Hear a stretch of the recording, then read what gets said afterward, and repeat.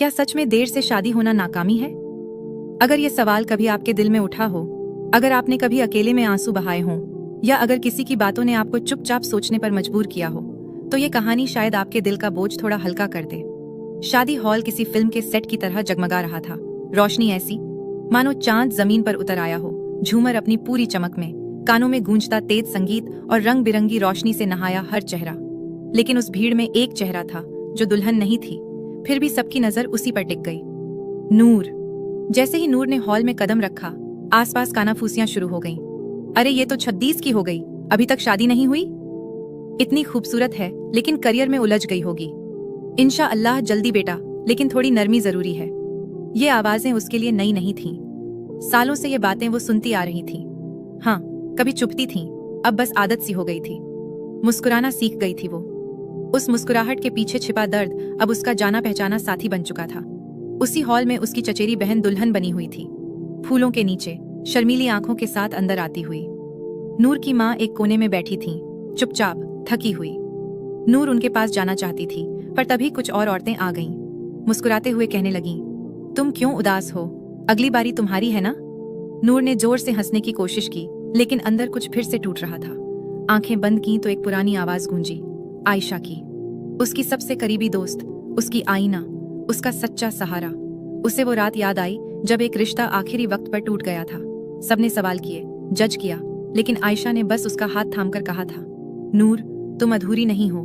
अल्लाह जब किसी चीज से रोकता है तो वो देने के लिए रोकता है। शायद तुम्हारी रूह मोहब्बत करना सीख रही है, अल्लाह के लिए, न कि दुनिया की वाहवाही के लिए।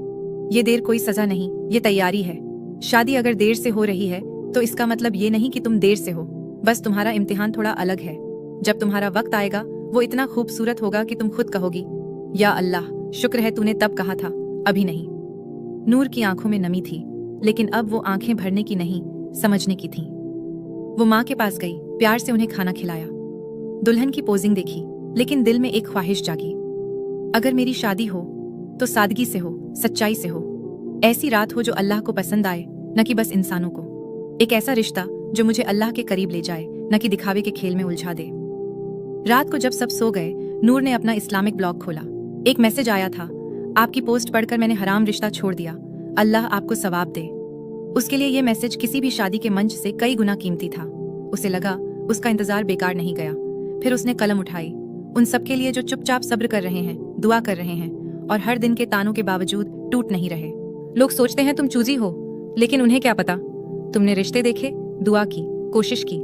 कुछ अधूरे रह गए, कुछ ने गहराई से चोट दी। अब जब कोई पूछता है शादी कब होगी, तुम मुस्कुरा देती हो, लेकिन दिल से कहना चाहती हो, मुझे नहीं पता, लेकिन अल्लाह को पता है। क्योंकि दिल ने हमेशा एक हलाल मोहब्बत का ख्वाब देखा है, ऐसा हमसफर जो सिर्फ शादी की रस्म नहीं, बल्कि सुकून और समझदारी से भरा घर बनाए। एक ऐसा रिश्ता जो उम्र नहीं, रूह को बढ़ाए। औरतें शादी करती हैं, मर्द निकाह करते हैं, लेकिन कुछ लोग सब्र करते हैं, और सब्र जब अल्लाह के लिए होता है तो वो इबादत बन जाता है। रसूल अल्लाह सल्लल्लाहु अलैहि वसल्लम ने फरमाया, मुसलमान को जो भी तकलीफ होती है अल्लाह उसके गुनाह माफ कर देता है, यहाँ तक कि एक कांटे की चुभन भी। तो सोचो, उस औरत का क्या जो हर रोज चुपचाप समाज की बातों को झेलती है? उस मर्द का क्या जो हर हराम रिश्ते को ठुकरा देता है, सिर्फ एक हलाल रिश्ते की उम्मीद में? उनका इंतजार, उनका सब्र देखा जा रहा है, लिखा जा रहा है, और बदला अल्लाह की तरफ से इनाम में जरूर मिलेगा। लोग कहेंगे, पूछेंगे, अब तक क्यों नहीं? पर तुम बस आगे बढ़ते रहो, सजते रहो उस मुकद्दस वक़्त के लिए जो अल्लाह ने खास सिर्फ तुम्हारे लिए लिखा है। अगर ये कहानी आपके दिल से लगी हो तो इसे किसी और तक जरूर पहुंचाइए।